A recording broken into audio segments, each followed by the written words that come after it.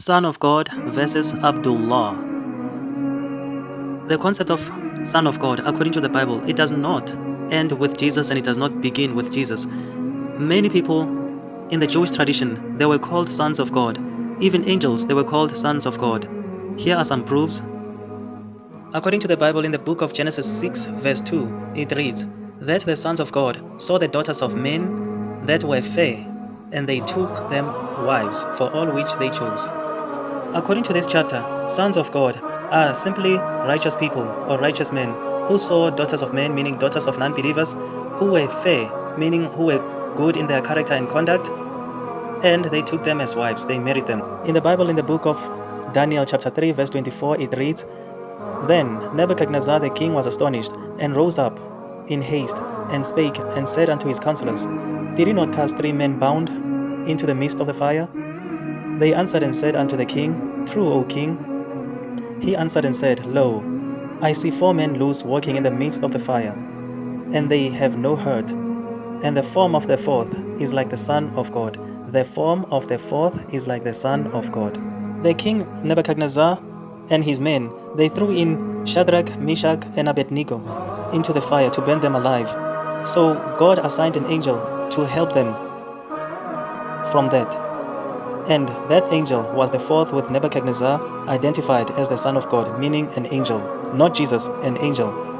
In the book of Job, chapter 1 verse 6, it reads, now there was a day when the sons of God came to present themselves before the Lord, and Satan came along among them. This verse or chapter means that there was a day whereby the angels came to present themselves before God, and Satan was among them. In the New Testament, in 1 John chapter 3 verse 8, it reads, he that committeth sin is of the devil, for the devil sinneth from the beginning. For this purpose the Son of God was manifested, that he might destroy the works of the devil.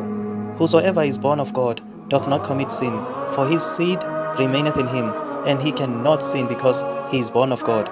The simplest explanation of this chapter is that in verse 3 it says, in this the children of God are manifest, meaning that in the obedience of God, the children of God are manifest, or are visible, or they are apparent or revealed.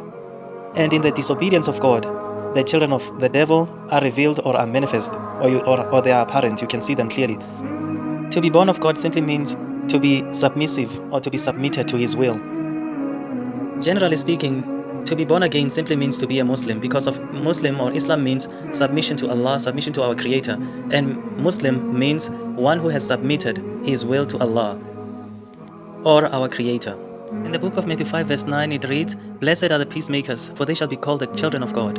This verse clearly means that anyone who is a peacemaker is called a child or children of God. If he's a male, he's called a son of God. If he's a daughter, he's called a daughter of God. It means that when you have made peace in obeying God, then you will be called the children of God.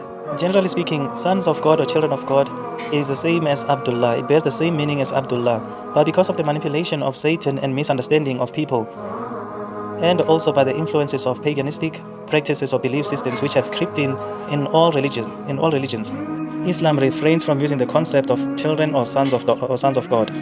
Because again in the Quran, Allah says in chapter 112, He says, He begets not, nor was He begotten. He is not a parent of anyone, and no one gave birth to Him.